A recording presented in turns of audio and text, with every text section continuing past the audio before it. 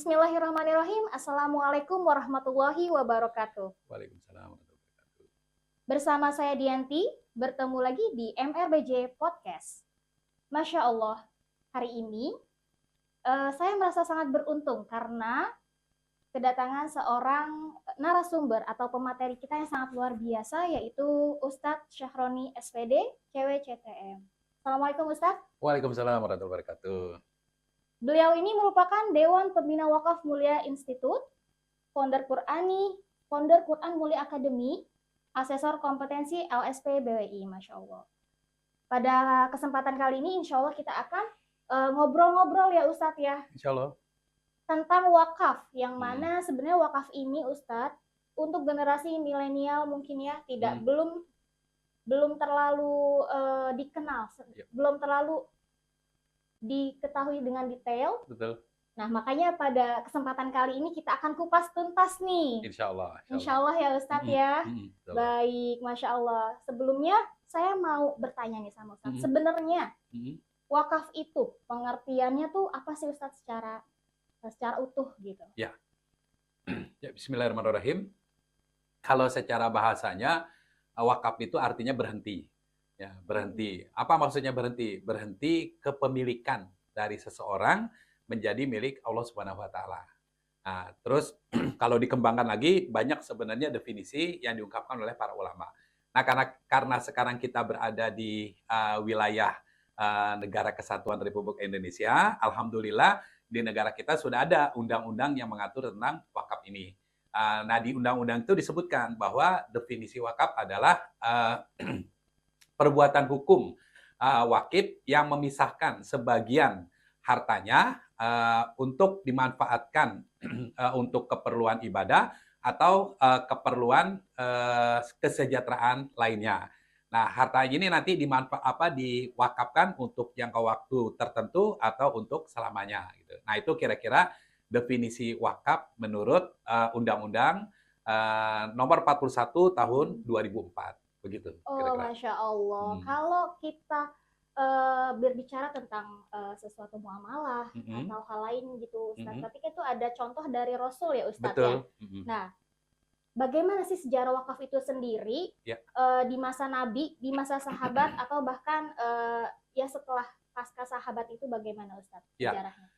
Jadi wakaf itu pertama kali dilakukan oleh Nabi ketika beliau baru saja tiba di Madinah. Beliau membeli sebidang tanah dari anak yatim Bani Najjar seharga 800 dirham. Nah, lalu kemudian di atas tanah itu dibangun masjid. Gitu.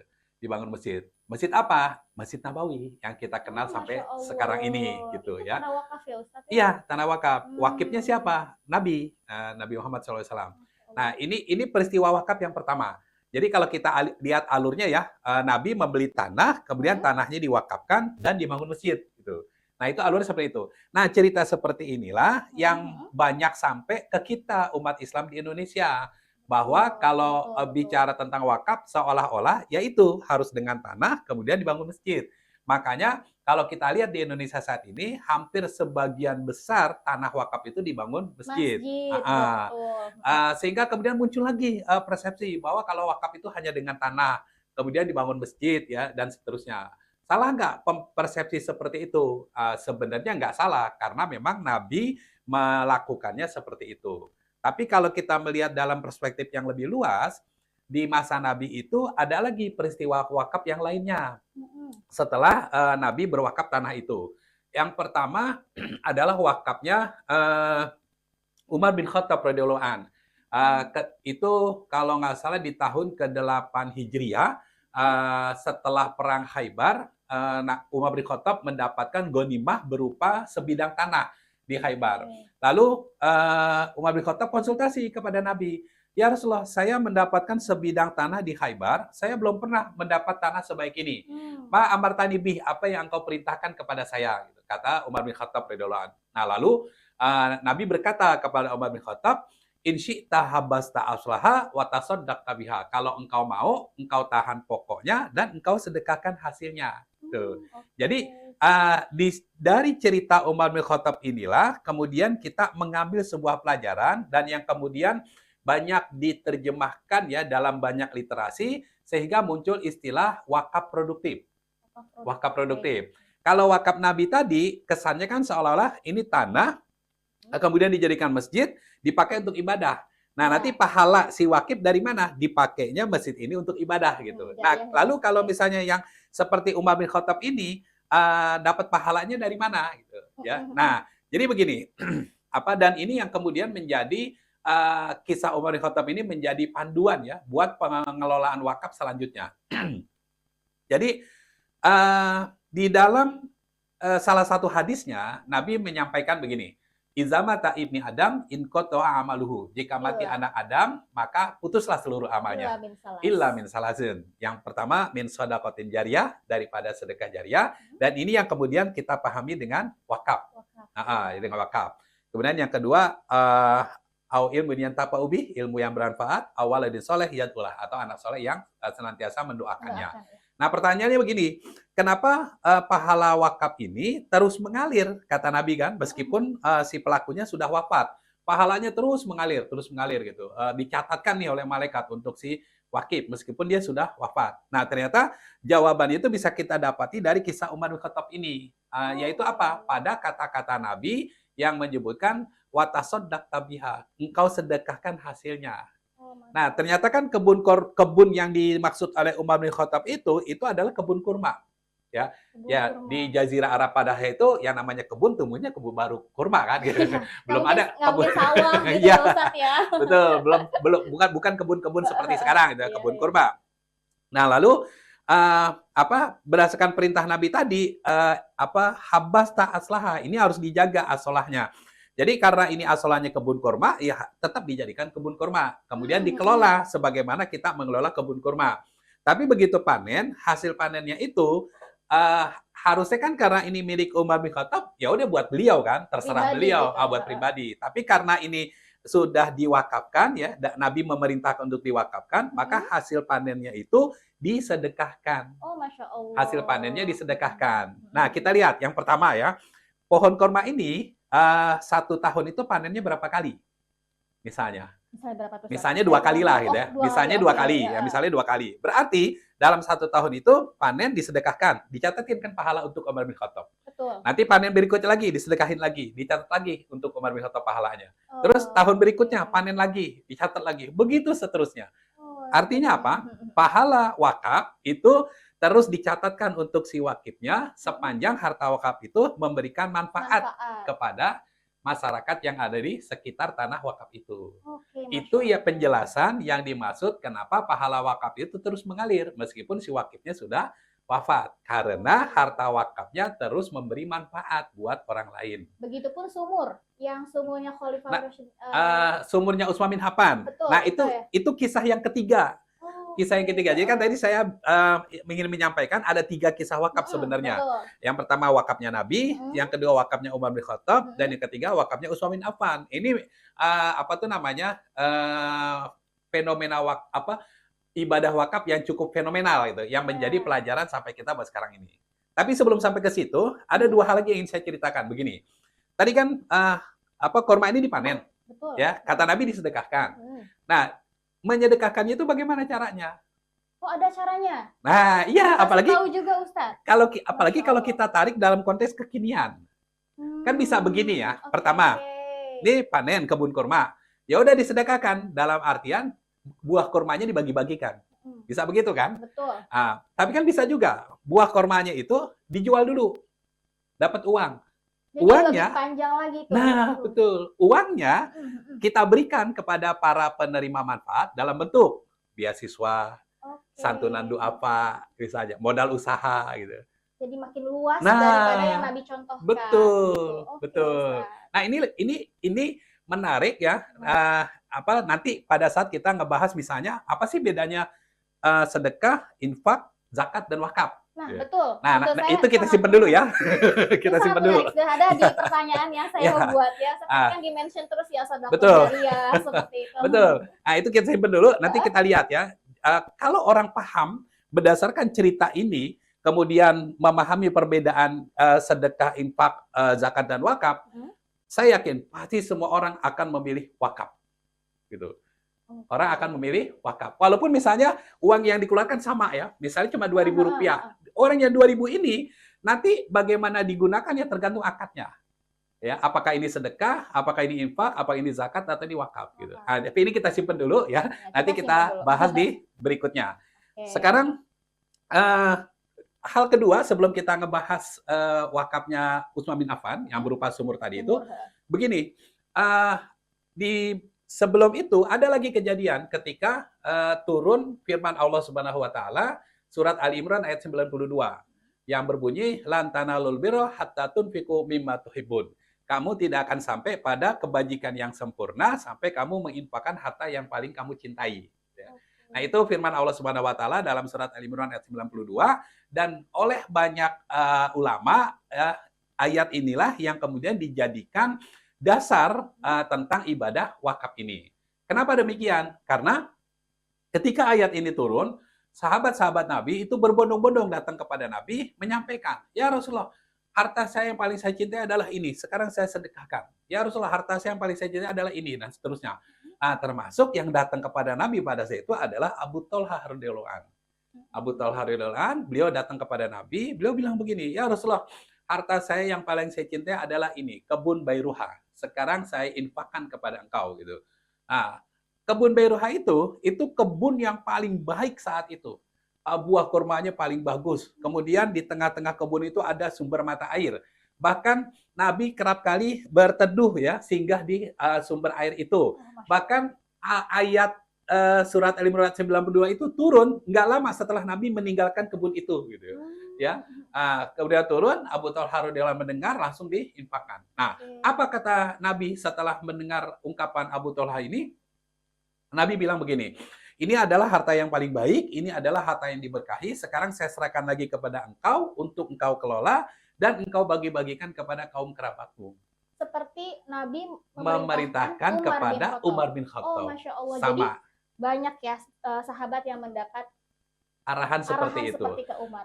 Kenapa? Karena Nabi melihat bahwa salah satu kehidupan kita ke depan itu sangat membutuhkan banyak dalam tanda petik ya biaya operasional.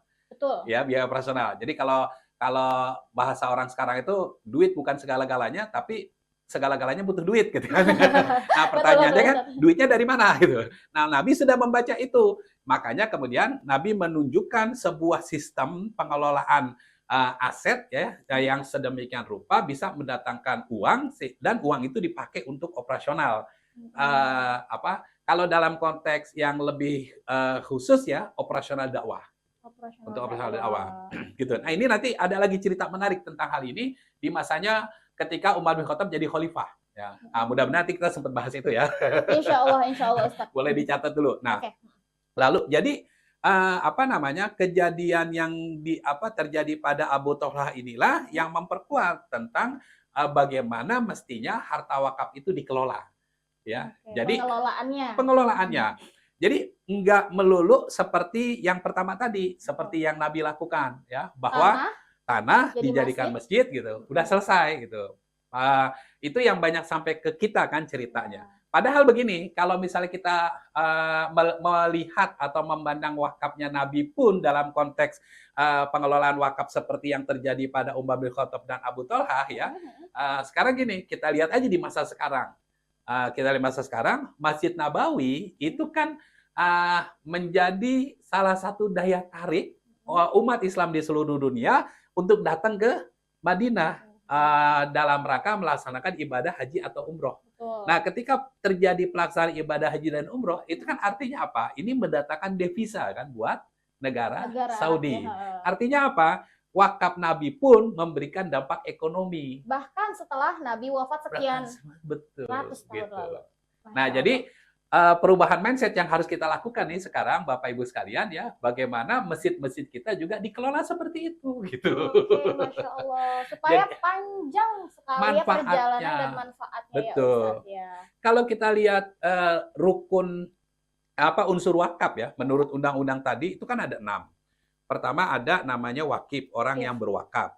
Yang kedua harta benda wakaf, harta yang diwakafkan. Kemudian yang ketiga nazir, orang atau lembaga yang diamanahi harta wakaf. Yang keempat sigoh, itu ikrar wakafnya. Yang kelima mauquf alaih. Yang keenam, mauquf alaih ini penerima manfaat wakaf. Yang keenam jangka waktu. Jangka waktu. Jadi unsur wakaf yang disebut dalam undang-undang ini, kalau kita analogikan dengan ibadah yang lain, sholat misalnya, itu sama kayak rukun sholat. Kalau ada satu saja tidak tertunaikan, maka nggak sah ibadah itu. Misalnya kita sholat nggak baca surat Al-Fatihah, nggak sah kan sholat kita. Gitu. Nah, sama wakaf juga begitu. Ini kan ada unsurnya nih, ada 6. Kalau satu aja nggak ada, maka nggak sah, belum sempurna ibadah wakafnya. Nah, yang paling sering terabaikan dari unsur wakaf ini adalah ini nih yang kelima, mauquf alaih, penerima manfaat wakaf. Jadi gini, kalau mauquf alaih penerima manfaat wakafnya ini nggak muncul, berarti kan ibadah wakafnya belum sempurna. Betul. Nah, berarti pahala wakafnya sampai nggak kepada si wakif? Ya. Harusnya nggak sampai ya? Belum, karena belum sempurna. Kan tadi kalau merujuk ke hadis Umar bin Khattab tadi, harta wakaf itu mendatangkan pahala ketika harta wakaf ini memberi manfaat buat orang lain. Kan logika hadisnya begitu, gitu ya. Nah, sekarang bayangkan misalnya gini, kalau ada tanah sekedar dijadikan masjid, baru sekedar dijadikan tempat ibadah, sholat ya dan seterusnya. Kira-kira gitu, kalau konteksnya seperti itu, manfaat wakafnya apa? Kalau ada yang menjawab, manfaatnya untuk warga sekitar menunaikan ibadah gitu. Menunaikan ibadah, betul. Terus atau misalnya diadakan acara-acara di masjid, itu sudah untuk kebaikan-kebaikan. Untuk kebaikan. Nah, itu yang disebut dengan manfaat wakaf yang minimalis. Oh, jadi sedikit ya? Baru sedikit, gitu. Ya, sekarang bayangkan misalnya ya, yang pertama gini, saya ingin ngasih gambaran, misalnya nih, ini kejadian nyata ya. Jadi ada seorang pengelola masjid, dia kebetulan background-nya akuntan. Jadi tahu betul tentang hitung-hitungan ya gitu. Terus dia tanya begini, Ustadz tahu kan gitu, masjid saya ini, masjid yang saya kelola ini, itu kalau di appraisal nilainya 40 miliar. Kalau di appraisal nilainya 40 miliar. Dari mana saya bisa tahu bahwa masjid saya ini sudah memberikan manfaat yang optimal kepada jamaah gitu. Lebih dari harga itu bahkan misalnya. Nah, hitungannya bagaimana? Iya. Gitu kan? Nah, terus saya bilang begini, ya hitung aja biaya operasional masjid antum, saya bilang gitu. Kalau misalnya biaya operasional masjid antum masih di bawah angka 1,6 miliar, berarti belum optimal. Karena lebih mahal harga? Bukan, pertanyaannya 1,6 miliar itu dari mana? Bandingkannya begini, seandainya aset senilai 40 miliar itu berada di tangan orang yang paham, ngerti tentang manajemen properti. Bisa lebih optimal. Bisa lebih optimal. Misalnya dengan aset seperti itu, dia setahun bisa memberikan keuntungan 5 miliar misalnya. Nah, 5 miliar itu kan yang menjadi hak mauquf alaih. Coba dengan angka 5 miliar, berapa banyak yatim piatu yang bisa kita santuni? Berapa banyak lapangan pekerjaan kita buka untuk orang-orang yang butuh lapangan pekerjaan? Berapa banyak beasiswa yang bisa kita berikan untuk anak-anak umat Islam yang berprestasi gitu. Bukan cuma sekedar SD tapi sampai perguruan tinggi gitu. 5 miliar setahun gitu loh. Gitu. Itu kalau baru satu masjid. Iya. Nah, bayangkan kalau masjid-masjid lainnya gitu ya. Kalau setiap masjid punya prinsip yang sama ya. Yang sama seperti itu. Ya, Masya Allah. Itu. Nah, itu baru dari cerita Umar bin Khattab dan Abu Talha radhiyallahu anhu. Yang refleksinya tuh ya sampai seperti itu gitu. Nah, ketika kita bicara kisah wakaf yang ketiga ya wakafnya Utsman bin Affan, itu lebih bicara ekonomis lagi. Oh gitu. Iya, jadi kalau di Undang-Undang Nomor 41 Tahun 2004 itu ada pembahasan atau penjelasan tentang harta benda wakaf. Di sana disebutkan yang dimaksud dengan harta benda wakaf adalah harta benda yang memiliki daya tahan lama, manfaat jangka panjang, dan nilai ekonomi. Oh, ada nilai ekonomi. Ada nilai ekonominya. Yang dimaksud nilai ekonomi apa? Dia bisa harta wakaf itu kalau kita kelola bisa mendatangkan keuntungan secara finansial. Harusnya begitu. Dan ini amanat undang-undang. Harusnya begitu ya, Ustaz? Ya, ini amanat undang-undang. Banyaknya alfa tapi ya sama poin ini ya. Itulah pentingnya edukasi seperti ini. Betul. Karena saya sendiri juga baru tahu ini, poin ketiganya ternyata Ada nilai harus ekonominya. ada nilai ekonomisnya Ya, ya wakaf ya. ya. Karena ya wakaf itu kan gini ya Ustadz, selama ini Hmm. tuh buat generasi ya, apalagi yang kayak milenial, di Mm-mm. bawah itu apalagi ya, Mm-mm. itu masih asing gitu kan. Ya, Kalau sodako, zakat mungkin sering gitu. ya. Mm-mm. Mungkin beberapa tahu detailnya, tapi kalau Mm. wakaf ini kayaknya ya udah masjid gitu. Ya udah Ya, mungkin pemakaman gitu ya. Ustadz. Ya Betul, kan? Jadi betul.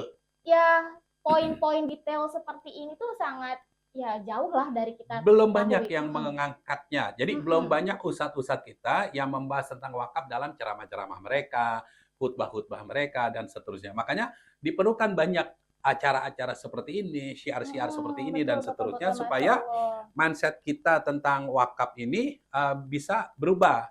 Padahal wakaf ini merupakan tadi ya, kalau kita kembali kepada surat Ali Imran ayat 92 tadi, itu salah satu kunci untuk kita bisa sampai kepada surganya Allah Subhanahu wa taala. Jariah. Iya, gitu. Sekarang gini, kita hidup misalnya 60 tahun gitu ya. Coba kalau ditimbang nih ya, begitu kita wafat, kemudian di yaumil hisab kita ditimbang ya. Ternyata dosa kita itu lebih berat 0,0001 gram Masya Allah. daripada pahala kita. Nah, Aduh, tipisnya. kira-kira kita masuk kemana gitu. Neraka lah. Nah, kan kita nggak tahu ketika hidup di dunia kan sebenarnya mana yang lebih berat nih gitu ya. Kita ngerasa oh insya Allah ibadah saya banyak segala macam, tapi karena ada riaknya, karena kepaksanya gitu kan, akhirnya kan jadi hilang pahalanya gitu, dan seterusnya. Nah, maka supaya yang 0,01 gram ini bisa kalah sama pahala kita, mitigasinya apa? Wakaf. Mitigasinya wakaf. Betul, Masya Allah. Apalagi kalau dia anak-anaknya soleh. Ya, gitu. Kalau punya anak, iya. kalau soleh. Kalau soleh ya Ustadz ya. Masya Iya. Allah. Gini Ustadz, sebelum Gitu. kita ke cerita yang ketiga nih. Ya. Ya, silakan sambil minum Ya, Ustadz. Ustaz. Kan tadi cerita dari Umar ini kan Masya Allah, ternyata proses wakaf itu nggak yang harus dari ini loh saya wakafkan, terus bendanya langsung bermanfaat gitu, enggak. Tapi bisa di apa ya, alurnya gitu diperpanjang. Jadi yang seperti Ustadz bilang lebih bisa buat beasiswa mungkin, bisa untuk hal-hal lain gitu ya Ustadz ya. Nah, sebelum ke situ tapi kita mau tahu dulu nih jenis-jenis wakafnya tuh Ustadz. Oke. Nah, ini menarik. Terkait dengan kan gini ya, fenomena yang sering kita dapati juga ya, apa tuh namanya? Ada orang berwakaf tanah, ya, diserahkan kepada nazir, tapi kemudian tanah itu nggak diapa-apain sama nazirnya. Iya. Kenapa? Karena nazirnya nggak punya duit. Oke, betul. Ya kan? Ya nazirnya nggak punya duit. Iya, misalnya, mau diapain bangun apa nih? Bangun masjid misalnya. Duitnya dari mana? Masjidnya nggak punya, nazirnya nggak punya duit gitu. Mungkin akhirnya nyari dulu gitu atau apa dulu gitu segala macam gitu. Akhirnya kan jadi lama kan terbengkalainya gitu. Nah, kalau misalnya kita memahami wakaf lebih dalam, maka sebenarnya dari konsep wakaf itu ada beberapa peluang yang bisa kita jalani ya. Misalnya gini. Pertama, wakaf berdasarkan penerima manfaatnya. Jadi wakafnya udah dikelola, muncul manfaatnya kemudian mau disalurkan.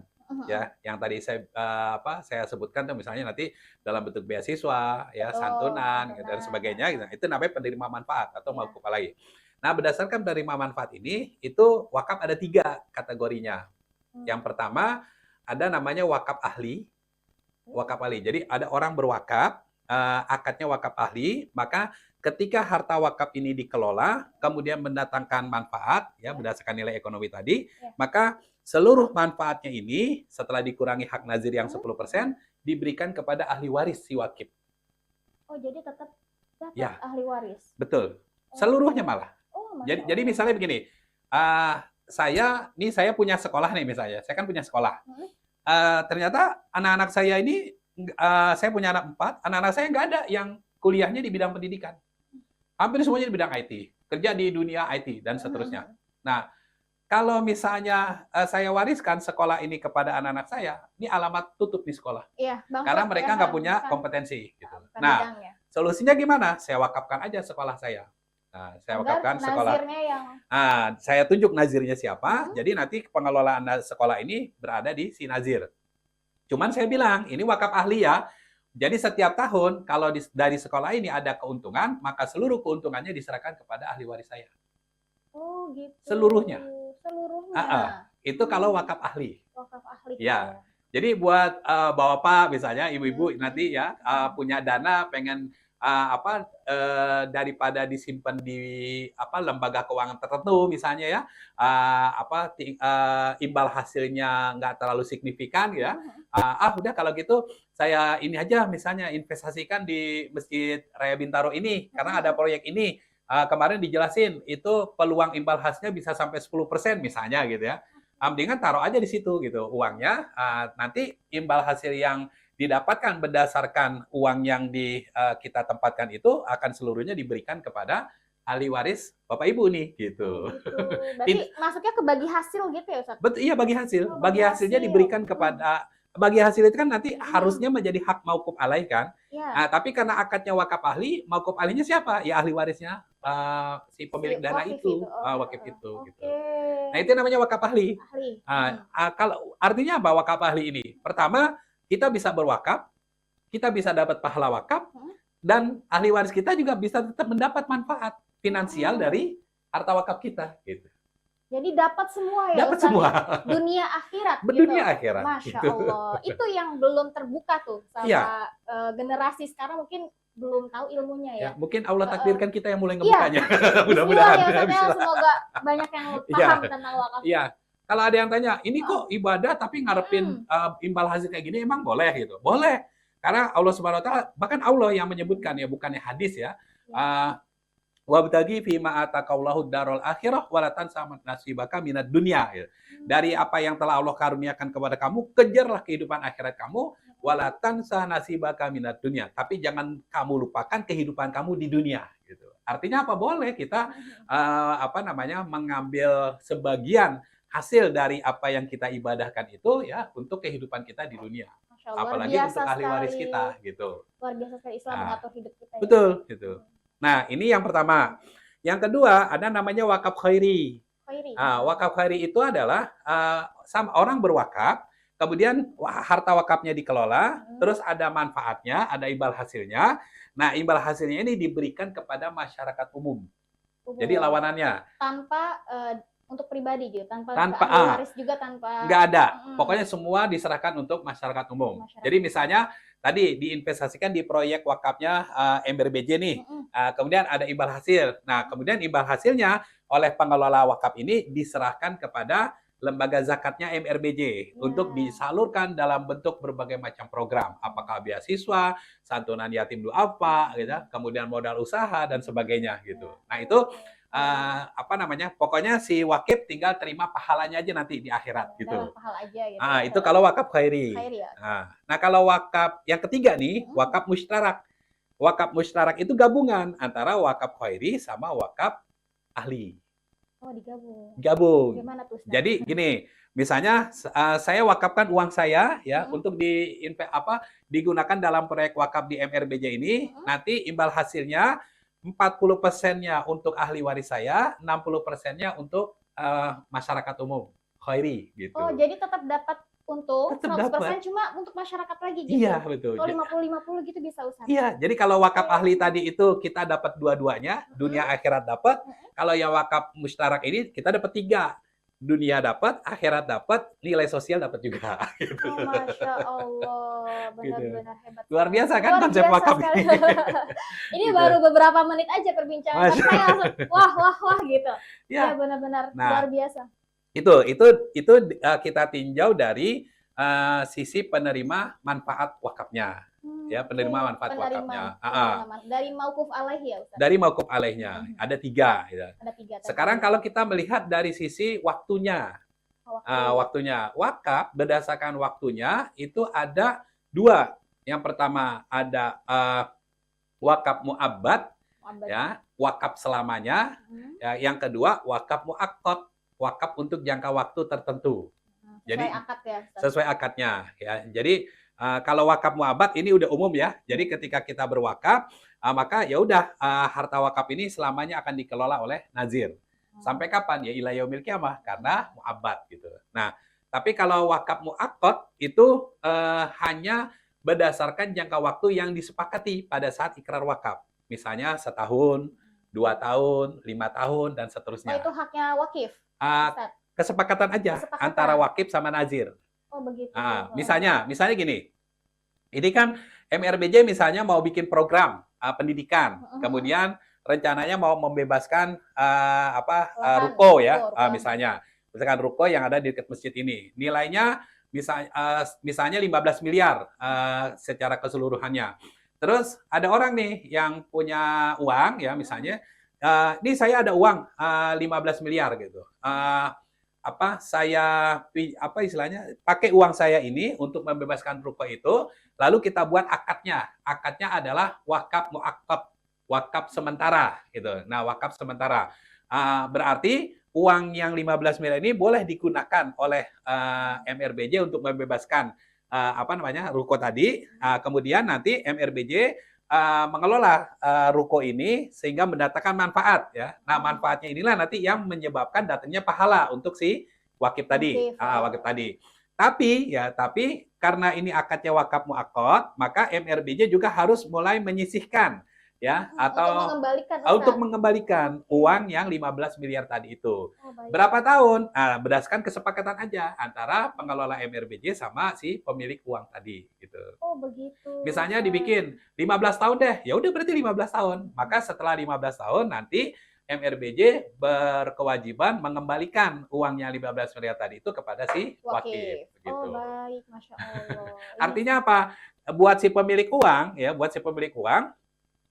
tadi daripada uangnya disimpan di bank, tidak memberikan manfaat atau imbal hasil yang signifikan, ya udah diwakafkan aja ke MRBJ. Mendatangkan maslahat. Pertama dia dapat pahala wakafnya. Uangnya sebenarnya nggak kemana-mana ya? Uangnya nggak kemana-mana. Karena nanti dibalikin lagi. Terus apa lagi? Dapat tadi tuh efek sosialnya. Betul. Karena banyak orang yang misalnya dari sekolah ini lahir anak-anak yang hafiz Quran, anak-anak yang berakhlak mulia, anak-anak yang rajin sholat dan sebagainya. Oh, itu efeknya kan jadi ini yang disebut dengan multiplier effect ya. Oke. Masya Allah. Buat si wakifnya itu gitu. Nah, itu berdasarkan waktunya. Ada wakaf mu'abbad, ada wakaf muakkad gitu. Nah, kita masyarakat umum banyak yang nggak ngeh gitu tentang konsep-konsep wakaf ini kan gitu. Nah, lalu yang ngeh siapa gitu. Nah, ternyata saat ini yang banyak yang ngeh tentang konsep wakaf ini itu para pengelola bank. Betul. Perbankan. Iya. Tadi saya dengar, loh, kok seperti deposit ya jadinya. Jadi ketika wakaf ada yang seperti itu. Iya, jadi ketika mereka membaca undang-undang ini, loh ini kan sama dengan konsep deposito. Ya udah akhirnya mereka buat program ya wakaf uang sementara ya, padahal sebenarnya itu deposito gitu. Ya Allah, benar Ustaz. Saya baru terbuka lebar gitu. Deposito. Konsepnya dari Islam ya. Deposito kan ada imbal hasilnya kan? Betul. Ya itu memang sama wakaf juga kan harus ada imbal hasilnya. Ya udah, jadi imbal hasil dari uang yang ditaruh di bank dapatnya dari mana ya? Dari bagi hasil yang didapat dari penempatan uang itu. Tapi tetap ada perbedaannya mungkin ya Ustadz ya dari perbankan sama yang kalau wakaf di lembaga-lembaga seperti Nah, kalau menurut undang-undang yang boleh menjalankan program seperti itu hanya bank syariah. Oh, hanya bank syariah. Hanya bank syariah. Kemudian yang kedua, nanti harus ada akad-akad yang jelas ketika uang ini mau disimpan di bank. Bahkan ada ininya kan kalau di Indonesia menurut peraturan-peraturan yang ada, kalau ada orang berwakaf tanah, maka akta ikrar wakafnya itu dibuat oleh KUA, Kantor Urusan Agama setempat, di mana harta wakaf itu berada. Tapi kalau wakaf uang ini, yang membuat akta ikrar wakafnya adalah kepala cabang bank yang bersangkutan. Oh gitu, jadi beda ya Beda, karena beda pengelolaannya, ya beda penempatannya dan seterusnya. Jadi ada syarat-syarat yang memang ditentukan. Jadi tadi ketika ada orang berwakaf itu ya di bank nih itu ada sertifikatnya, ada aktenya gitu. Terus kemudian ada dokumen-dokumennya segala macam. Bahkan di salah satu bank itu yang saya pernah minta penjelasan langsung ya tentang konsep ini, mereka bilang ketika dana wakafnya itu masuk gitu, apalagi kalau ini akadnya wakaf sementara, itu langsung apa istilah mereka tuh dilakukan transfer tunda gitu. Jadi Tunda. jadi uang itu yang udah masuk dari si wakif langsung ditransfer lagi ke si wakif, cuman tanggalnya dimundurin berdasarkan apa masa wakafnya Oh, gitu. Masya Itu ada salah satu Allah. bank yang saya tanya, iya begitu konsepnya katanya gitu. Sehingga apa? Misalnya akad wakafnya ini 5 tahun, maka 5 tahun kemudian pada hari dan jam yang sama dengan hari Hmm. ini, ya uang itu akan langsung ke transfer ke rekening si wakifnya, Oh, begitu. gitu. Untuk menjamin keamanan bahwa uang itu aman, Aman. nggak kemana-mana gitu. Kan harta wakaf tuh harus seperti itu. Gitu. Iya, iya. Nah itu wakaf muakkad namanya. Itu mu'akad. Itu Iya. kalau dari waktu. Nah, dari Ada segi lagi, waktunya. Ustadz, Nah yang berikutnya dari jenis bendanya. dari jenisnya. Dari jenis Dari bendanya. mauqufnya nih ya. Ini apa namanya? Harta benda wakafnya. Harta benda benda. wakafnya. Jadi yang mau diwakafkan gitu. Mhm. Nah, itu berdasarkan undang-undang itu ada dua. Ada benda bergerak dan benda tidak bergerak. Hmm. Kalau benda tidak bergerak itu apa seperti misalnya tanah, bangunan ya, seperti ruko, rumah, apartemen ya, dan seterusnya. Kemudian yang berikut misalnya ini apa tuh namanya peralatan atau perlengkapan produksi ya yang kalau kita pakai itu bisa menghasilkan sesuatu gitu ya. Karena bahan material itu dimaksud benda tidak bergerak. Tidak bergerak. Nah, yang kedua benda bergerak. Nah, benda bergerak itu sesuatu yang bisa dipakai langsung atau sesuatu yang bisa menghasilkan uang. Pertama, benda bergerak itu bentuknya misalnya uang itu sendiri, ya, uang. Ya, jadi sekarang kita bisa berwakaf dengan uang, ya. Ini menarik nih Ustadz. Nanti Ya. ada yang mau saya tanyakan. Ya. Kemudian hak cipta, ya, misalnya kita nulis buku, ya, kan kita punya hak ciptanya tuh ya. Nah, terus kita wakafkan hak cipta itu kepada lembaga wakaf tertentu misalnya. Jadi nanti setiap kali ada royalti yang muncul dari hak cipta kita itu langsung masuk ke lembaga wakafnya untuk disalurkan kepada para penerima manfaat wakaf. Royalti yang seperti YouTube segala macam itu juga bisa ya? Bisa. Bisa. Bisa ya?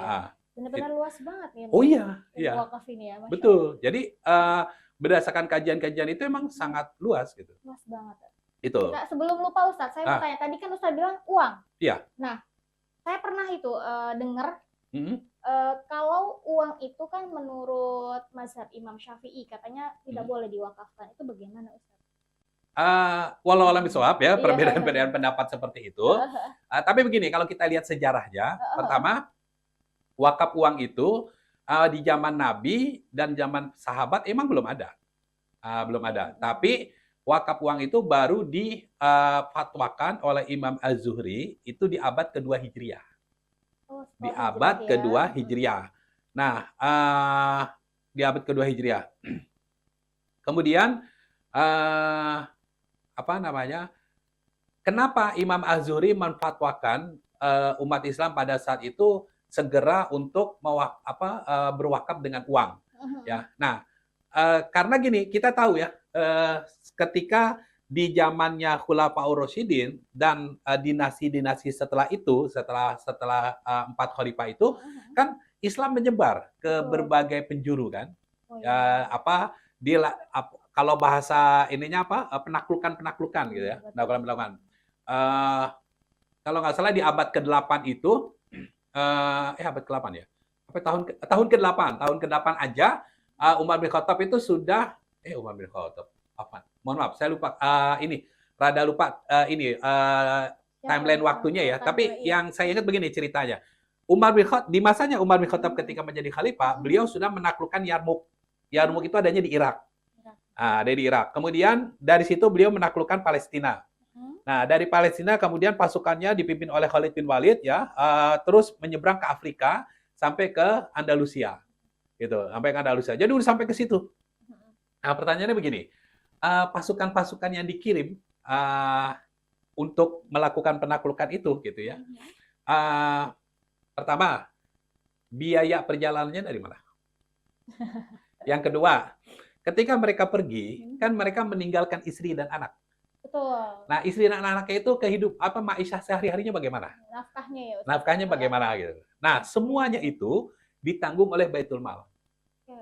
Semuanya itu ditanggung oleh Baitul Mal. Bahkan pernah di masanya Umar bin Khattab itu, ketua Baitul Mal pernah memberikan laporan, wahai Amirul Mukminin, hari ini Baitul Mal tahun ini Baitul Mal defisit 2 dinar. Defisit Kita ya. tahu defisit dari mana? Dari mana? Kita bisa tahu keuangan kita defisit. Dari mana? Dari catatan pemasukan Pengeluaran. sama catatan pengeluaran. Oh iya ya. Kalau defisit berarti pengeluarannya lebih Lebih besar. daripada pemasukannya. Iya, betul. Itu kan cerita yang tersirat seperti itu kan, hanya dari kalimat hari ini defisit 2 dinar gitu. Artinya apa? Baitul Mal pada masa itu sudah melakukan pencatatan yang luar biasa. Iya ya, sudah Iya. sangat gitu ya. Iya. Tercatat gitu ya. Iya, nah pertanyaannya kemudian gini, lah jadi Baitul Mal selama ini duitnya dari mana? Gitu.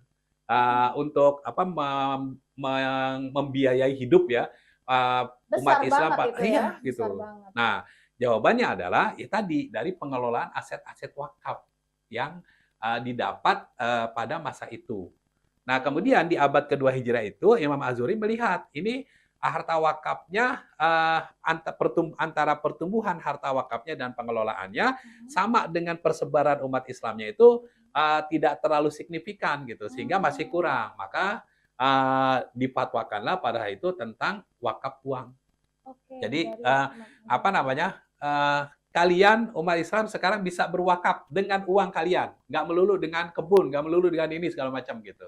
Kata Imam Az-Zuhri gitu. Az-Zuhri. Nah, kemudian uang itulah yang dikelola sedemikian rupa untuk menutupi kebutuhan dana dari Baitul Mal tadi itu. Oh, baik. Nah, itu sejarahnya. Itu Nah, sejarah. di Indonesia sendiri wakaf uang itu difatwakan dari tahun 2002 oleh Majelis Ulama Indonesia ya lewat Dewan Syariah Nasionalnya. Jadi udah masuk di fatwa ya. Udah difatwakan. Isi fatwanya itu yang pertama menyebutkan bahwa berwakaf dengan uang itu hukumnya jawaz, boleh. Boleh. Ya, kemudian ada ketentuan berikutnya lagi, ada 5 poin ya, kalau salah itu mengatur tentang wakaf uang. Artinya apa? Dengan adanya fatwa ini, ya terlepas dari kontroversi yang ada, kita memegang pendapat bahwa ulama-ulama yang membuat fatwa ini tentu sudah melakukan kajian-kajian berdasarkan pendapat-pendapat para ulama ya, para imam dan seterusnya sehingga diambillah jalan tengahnya. Dan berdasarkan kemaslahatan ya. Betul gitu tentang wakaf uang itu. Dan kemudian di tahun 2004 keluarlah undang-undang tentang wakaf ini. Bahwa dengan uang boleh. Kita boleh dan bisa. Terus setelah itu muncul lagi peraturan-peraturan baik yang dikeluarkan oleh pemerintah, oleh Kementerian Agama, oleh Badan Wakaf Indonesia, ya dan sebagainya yang mengatur tentang wakaf uang ini. Bahkan sampai ya, ini sekali lagi nih, nanti kita fokusnya siapa yang mengambil peluang ini? Apaan? Ketika tahun 2016 Majelis Ulama Indonesia mengeluarkan fatwa tentang wakaf asuransi jiwa syariah. Oh, ada juga. Ada. Masya Allah. Dan ini menariknya lagi, kita umat Islam nggak ada yang ngeh tentang hal ini. Iya, betul. Tapi perusahaan-perusahaan asuransi itu ngeh. Mereka baca fatwa ini dan mereka bikin produk yang sesuai dengan fatwa ini. Oh, gitu. Apa fatwa wakaf asuransi itu? Jadi kan gini, kalau kita ikut asuransi, kalau kita kenapa-napa kita dapat santunan kan? Betul. Jumlahnya kan lumayan ya. Lumayan. Nah, fatwa ini membolehkan santunannya itu diwakafin gitu. Oh gitu. Benar-benar baru enggak Ustadz. Ya. Ternyata ini asuransi tuh pakai sistem ini ya Ustadz ya? Ada beberapa produk asuransi dari perusahaan tertentu, bahkan ada perusahaan-perusahaan yang bukan perusahaan asli Indonesia, dari Eropa gitu ya. Dia di Indonesia bikin produk itu. Kenapa? Karena dia tahu di Indonesia ada fatwa tentang ini gitu. Tahu pasarnya ya Iya. Ustadz. Oke, Masya Allah. Pasarnya umat Islam yang cukup besar, terus ada fatwanya, ada dasar hukumnya, dia bikin produknya. Wow. Gitu. Jadi artinya apa? Banyak akhirnya umat Islam yang ikut program asuransi ini. Kan duitnya akhirnya kesedot ke situ kan. Iya, Masya Allah itu ya Allah. Oke Ustadz, sebelum jauh nih, tadi kan kita bicara tentang wakaf uang. Ya. Kalau gitu timbul pertanyaan, berarti sedekah, zakat, dan infak juga kan pakai uang Ustadz. Nah, perbedaannya tuh Ustadz. Baik. Perbedaannya sama wakaf itu sendiri. Ya. Jadi begini, semua ibadah maliyah ya, ibadah harta, terutama terkait uang ini dalam Islam itu kita sebut sedekah. Sedekah. Semuanya disebut sedekah. Oh, itu semuanya sedekah namanya. Ya. Bahkan zakat pun di dalam surat At-Taubah itu disebutnya sedekah. Ya, khudz min amwalihim shadaqatan. Ambillah harta dari mereka sebagai sedekah mereka. Gitu. Ayat itu sebenarnya menghitopnya itu zakat. Gitu. Tapi Allah nyebutnya sedekah. Nah, dari sini kita bisa simpulkan bahwa berdasarkan apa kalau kita melihat literasi hadis juga, sedekah itu ada dua. Pertama, ada sedekah yang berbentuk non materi. Ya. Misalnya apa? Hadis Nabi yang mengatakan tabassamuka liwajhi akhika sedekah gitu. Senyummu kepada saudaramu sedekah, ya. Kemudian menyingkirkan duri dari jalan itu sedekah. Setiap kalimat thayyibah sedekah gitu kan. Nah, itu kan ada hadis kutsinya gitu ya. Nah, itu yang pertama, sedekah berdasarkan bentuk bendanya, ini sedekah yang berbentuk non materi, ya, non materi. Yang kedua, sedekah berbentuk materi. Nah, sedekah yang berbentuk materi ini yang sering disebut di dalam Al-Quran dan hadis dengan kata infak. Oh, infak. Infak. Jadi itu kita udah ya. benang merahnya nih ya. Ya. Sedekah, infak. Misalnya yang dalam kaitannya dengan wakaf juga ya, nanti itu surat Al-Munafikun ayat 10. Wa anfiku mimma rozaqnakum, dan infakkanlah dari sebagian rezeki yang telah aku rezekikan kepada kamu gitu. Disuruh diinfakkan gitu ya, diinfakkan gitu. Nah, karena bentuknya ya itu tadi rezeki, materi. Ya spesifiknya uang lah ya. Spesifiknya uang. Nah, kemudian infak itu berdasarkan hukumnya ada dua. Yang pertama, infak yang wajib, yaitu zakat. Nah, infak yang wajib itu zakat. Yang namanya zakat kan harus dengan benda. Apakah uang atau makanan pokok? Nggak bisa kan zakat dengan senyum? Gitu. Itu ya. Itu wajib. Nah, karena dia wajib, maka harus dikeluarkan oleh setiap kita umat Islam. Ya. Nah, kemudian yang kedua, ada infak yang hukumnya sunnah. Nah, infak yang hukumnya sunnah itulah wakaf. Oh, jadi wakaf adalah infak yang sunnahnya gitu? Betul. Oke, terang benderang ya, Masya Allah, Alhamdulillah. Kenapa infak itu, wakaf itu disebut dan itu sebagai sebuah yang sunnah? Ya, karena yang wajib itu adalah zakat, dan itu sangat kecil sekali, kan cuma 2,5%. Betul. Zakat karena dia wajib diatur oleh Allah Subhanahu Wa Taala. Pertama, waktu pelaksanaannya. Jadi zakat itu cuma setahun sekali. Kemudian diatur juga siapa yang harus melaksanakannya, yaitu mereka-mereka yang memiliki harta yang sudah terpenuhi nisabnya. Kalau nggak terpenuhi nisabnya, berarti belum wajib. Terus yang berikut ditentukan lagi oleh Allah Subhanahu Wa Taala siapa penerimanya, yang 8 asnaf itu. Nggak boleh zakat diberikan kepada di luar yang 8 asnaf ini. Misalnya, ini uang zakat nih, ya. Terus dikasih ke anak yatim, boleh nggak? Nggak boleh. Nggak boleh, karena anak yatim nggak disebut di sini. Ya. Tapi anak yatimnya miskin, Ustadz, gitu. Itu masuk kategori miskin, bukan kategori yatimnya, gitu. Iya, miskinnya ya. Miskinnya, gitu. Nah, itu. Jadi ditentukan oleh Allah Subhanahu Wa Taala. Terus ditentukan apa lagi? Bendanya. Ya, bahwa yang dikenakan zakat tuh harta yang ini gitu. Ada emas. Ya. Ada apa, semua diatur. Jadi karena dia wajib, jadi diatur sedetail mungkin, sedikit mungkin. Nah, kalau misalnya kita hanya berfokus kepada itu, maka ada segmen-segmen, bagian-bagian dari umat ini, baik itu personilnya atau bidang kehidupan kita yang nggak bisa dibiayai dengan zakat. Betul. Maka kemudian, karena kemudian disyariatkanlah tentang wakaf. Ya, jadi di sini kita punya kebebasan untuk mengeluarkan harta kita berapapun yang kita mau tanpa terikat gitu ya, Ustaz. Betul. Kalau zakat itu cuma 2,5%, kalau wakaf boleh sampai 97,5%-nya, sisanya dengan syarat kita nggak punya ahli waris. Kalau kita punya ahli waris, Nabi bilang maksimal sepertiganya. Sepertiga, iya. Ya kan? Nah, jadi wakaf lebih besar dan lebih luas. Dan wakaf karena dia sunnah, tidak diatur berapa kali pelaksanaannya dalam setahun. Nggak diatur. Jadi misalnya nih buat teman-teman milenial ya misalnya yang udah punya income ya, pengen melaksanakan hadis sedekah subuh supaya terhindar dari doanya malaikat.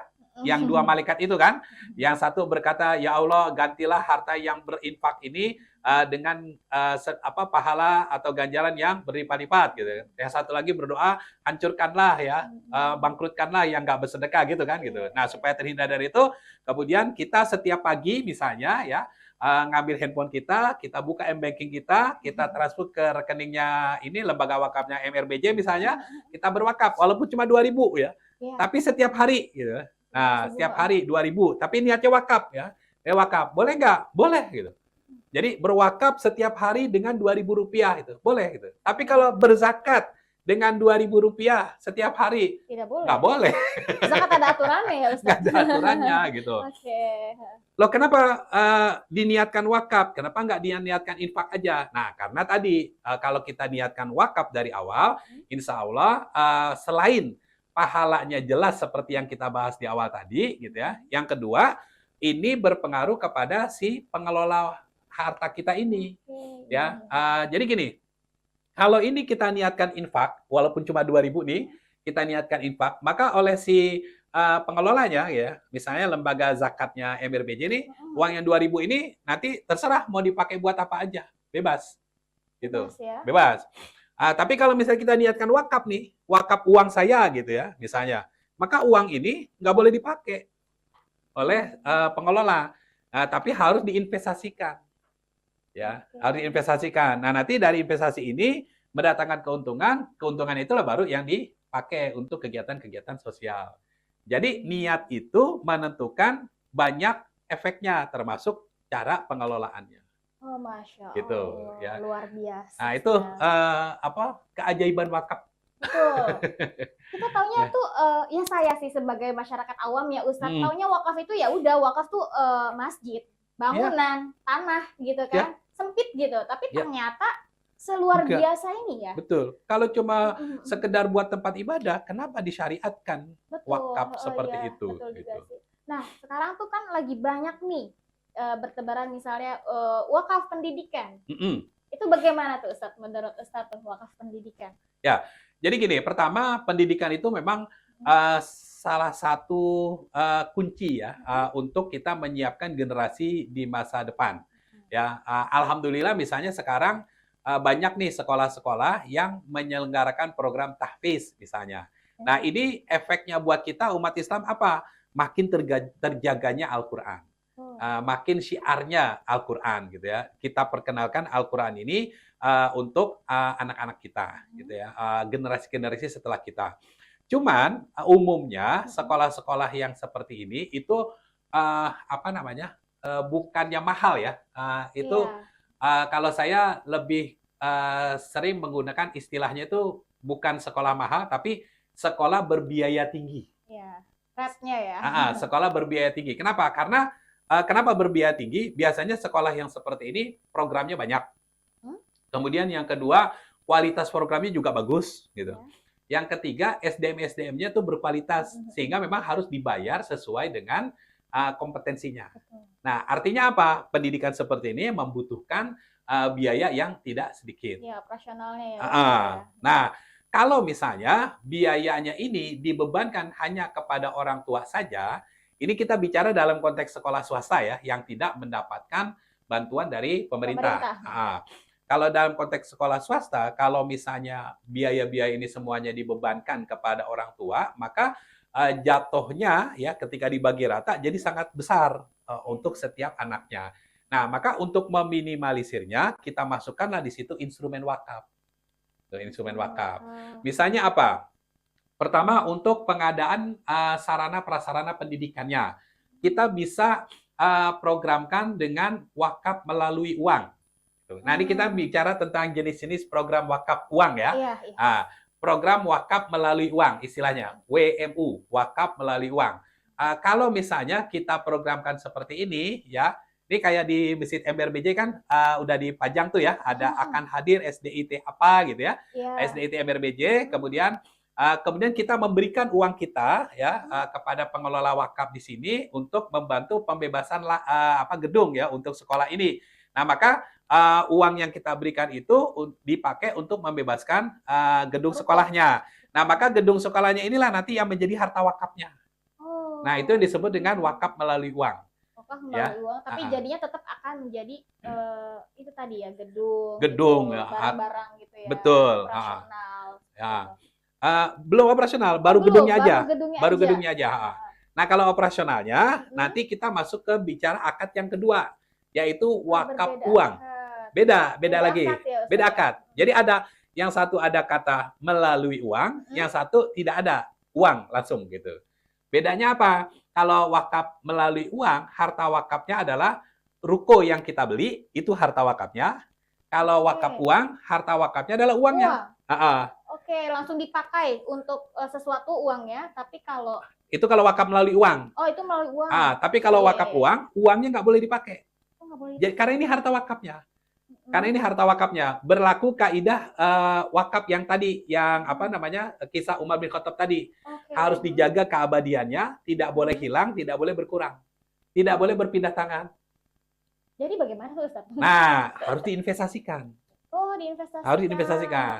Ya, misalnya gini, setelah kita lakukan campaign ya, kita nah, ini saya kasih contoh sekalian kombinasi program ya. Sekalian kombinasi program. Kombinasi jenis wakaf. Misalnya begini. Dalam sebuah acara ya, misalnya sholat Jumat atau apa, kita umumkan Bapak Ibu, kita akan mengumpulkan wakaf uang ya.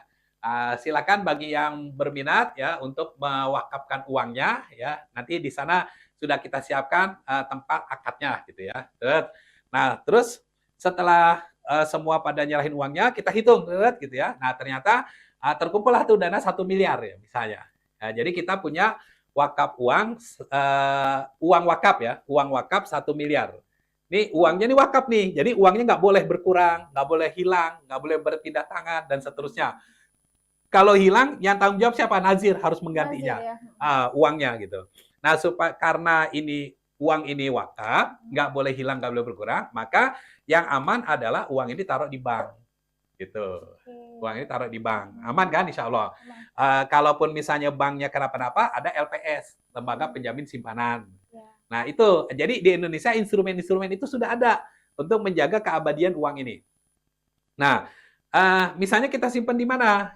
Nah, kita simpan misalnya di salah satu bank ya. Nggak usah disebut nama bank ya. Nggak usah, Ustaz. Kecuali ada merek di sini. Ada satu bank nih, saya pernah audiensi dengan mereka. Mereka punya suatu program, kalau misalnya, kata mereka, kita naruh uang di mereka 1 miliar selama 5 tahun, ya selama 5 tahun, maka mereka akan langsung memberikan manfaat dari uang ini di depan, di awal. Sebenarnya ini program deposito. Program deposito. Kan kalau deposito itu, kalau di bank ya, kisaran imbal hasilnya itu 4% setahun. Jadi kalau kita naruh uangnya 1 miliar, berarti kita dapat 4%-nya itu 40 juta setahun. Kalau naruhnya 5 tahun, dan bank ini mensyaratkan 5 tahun, berarti kita dapatnya 200 juta kan? 200 juta. Nah, supaya tambah menarik lagi, dia nambah tawarannya. Jadi kita dikasih 21,5%. Totalnya selama 5 tahun. Jadi 215 juta dapatnya. Jadi kalau uang ini kita taruh di bank itu, maka kita akan langsung dapat manfaat 215 juta. Nah, yang 1 miliar ini utuh, aman, tersimpan di bank. Yang 215 juta ini yang boleh dipakai untuk, dipakai untuk apa gitu ya. Gitu. Nah, cuma begini, dari bank ini berdasarkan arahan dari Dewan Syariahnya, supaya terhindar dari riba, ya, maka yang 215 juta ini tidak boleh diberikan dalam bentuk uang, tapi diberikan dalam bentuk barang atau jasa. Barang atau jasa. Dari banknya berbentuk barang atau jasa. Betul.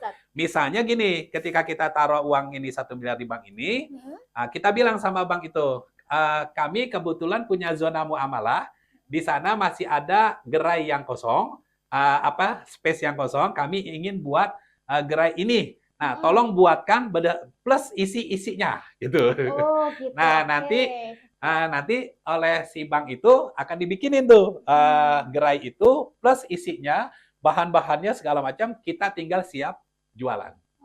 Nah, Coba kalau misalnya tadi ya Mhm. apa tadi yang kita makan tuh nasi makan Kebuli, siang nasi nasi kebuli ya kebuli. misalnya. Berarti kan si yang mengelola gerai tadi itu dia dapat profit kan, Dapat dapat keuntungan kan dapat. gitu. Terus dia keuntungannya itu misalnya dia bagi Ya. buat masjid berapa, itu buat dia berapa gitu Betul. ya gitu. Terus itu berlangsung setiap sepanjang tahun. Mhm. Berarti apa kebayang nggak pahalanya tuh? Oh, iya Kayak Masya Allah. gitu. Udah banyak pokoknya nih Iya. Ustaz ya. Nah, sementara duitnya 1 miliar di sini kan tetap utuh gitu. Ya, Jadi konsepnya wakaf uang itu benar-benar harus awet itu uangnya uangnya. segitu. Betul. Segitu aja Ustaz. Nggak Iya. boleh saya pikir gini Ustaz, Apa? uangnya 1 miliar terus kita belanjain sesuatu yang bermanfaat, Nggak nggak boleh. boleh ya? Nah, itu Oke. konsepnya infak. Itu Itu infak. konsepnya charity. Oke, Beda. Kalau Masya konsep wakaf, nggak boleh uangnya itu dipakai, dipakai harus ya. disimpan Harus gitu. utuh Yang boleh jumlahnya. dipakai apanya? Tadi hasil dari setelah kita dapat dari bank itu. Cuman kan Oke. karena dia bentuknya barang atau jasa kan nggak bisa kita langsung pakai kan. Hmm. Nah, ya udah kita ini aja dulu gitu kan, Kalau minta dibikin dipindah ini. Ustadz gimana Gimana? Ustadz? Misalnya gini, ada lembaga misalnya nggak mau ke bank gitu. Oke. Uangnya ini supaya dia utuh tuh ya udah di Baitul Mal. Baitul Mal boleh. Tapi Terus? Baitul Mal juga punya sistem yang sama kurang lebih seperti bank. Jadi uang ini mungkin diputar sama dia atau gimana, nanti kita dapat royalti atau keuntungannya itu boleh kalau seperti itu Ustadz. Yang pertama, di dalam undang-undang tidak menyebut bank. Istilahnya Tidak, ya? itu adalah lembaga keuangan syariah. Jadi boleh bank syariah, boleh BPRS, boleh Baitul Mal wa Tamwil gitu dan sebagainya. Asal kalau dalam konteks keindonesiaan, lembaga-lembaga itu memiliki perizinan sebagaimana yang disyaratkan oleh lembaga terkait. Berarti itu gunanya Baitul Mal di masjid-masjid pun ya Ustadz? Betul. Pengelola wakaf gitu ya Ustadz ya? Oke, Masya Allah, luar biasa sekali ini. Kalau menurut peraturannya sekalipun sebenarnya uang yang 1 miliar tadi kalau nggak mau disimpan di bank, kan tadi cuma 4% ya, kecil ya misalnya. Ini ada yang lebih menarik nih misalnya, apaan? Diinvestasikan di sektor real. Kalau di sektor real, misalnya di food and beverage ya, F&B itu kan imbal hasilnya bisa sampai 30%. Kan lebih menarik kan gitu. Nah, boleh gitu. Cuman si Nazir harus siap dengan high risk, resiko tinggi dari investasi di sektor real itu. Oke, iya sih. Makanya si Nazir ini pertama, nah ini ya apa tuh namanya? Ketika kita bicara wakaf itu sebenarnya kita bukan cuma sekedar bicara lembaga sosial gitu, tapi kita bicara lembaga bisnis. Ketika misalnya Nazir dapat duit 1 miliar, mau ditempatkan di sektor real gitu kan nggak asal naro kan? Si Nazir ini harus melakukan tinjauan, analisa, supervisi dan sebagainya. Nah, pekerjaan-pekerjaan itu biasanya dilakukan oleh siapa?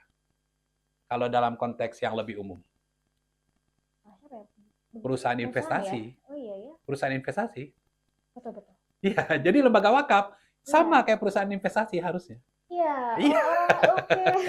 Kenapa? Karena tidak sesederhana itu ya ternyata ya. Iya, karena dia bertanggung jawab supaya uang ini nggak boleh hilang. Oh, itu fungsinya lembaga wakaf juga. Betul, gitu. Itu salah satunya. Sih, jadi bicara lembaga wakaf bukan cuma sekarang bicara, yuk kita ngumpulin uang wakaf gitu. Itu kan baru bicara fundraising-nya. Nah, setelah terkumpul mau diapain gitu kan harus dikelola supaya muncul imbal hasilnya yang akan dibagikan kepada penerima manfaat wakaf. Oke, gitu. Nah, siapa yang melakukan pengelolaan itu? Ya ini nih. Kalau bahasa simpelnya manajer investasi. Ya. Lembaga wakaf itu sendiri ya, Ustaz? Di lembaga wakaf itu. Oke, Masya Allah. Benar-benar banyak banget hal jadi kalau mau nunjuk orang seperti ini di lembaga wakaf ya, jangan yang latar belakang pendidikannya syariah ansih gitu. Tapi harus yang berlatar belakang ekonomi. Iya, betul ya. Karena kan dia akan meninjau, menganalisis ini oke nggak nih gitu ya, Ustaz? Iya. Oh, begitu. Selama ini kan kita mempersepsikannya karena ini urusan-urusan agama, akhirnya diserahin kepada lulusan kampus Islam misalnya, pesantren, segala macam gitu. Jadi nggak optimal ya, Ustaz? Iya, ya, oke. Masya Ya. Allah sekali, tidak terasa ini Ustadz sudah berapa lama ya? Rasanya Hampir kurang 1 jam. terus Iya, ya, iya, iya. karena memang Masih masih banyak. banyak banget Betul yang loh. tentang wakaf. Insya Allah nanti kita akan teruskan sedikit demi sedikit supaya banyak orang-orang nih seperti saya yang tadinya tidak tahu sama sekali tentang wakaf. Yep. Hari ini sangat cerah. Alhamdulillah. Masya Allah, ternyata seperti ini luar biasa sekali wakaf Ya. itu. Dan mungkin untuk terakhir nih, Ya. closing statement dari Ustadz mengenai wakaf. Oke. Jadi yang ingin saya tekankan buat kita semua adalah begini, tadi ya, bahwa kita akan segera mengakhiri hidup kita. Ya, Kita akan betul. segera kembali kepada Allah Subhanahu wa taala. Nah, pertanyaannya adalah apa yang telah kita siapkan untuk menghadap Allah Subhanahu wa taala ini.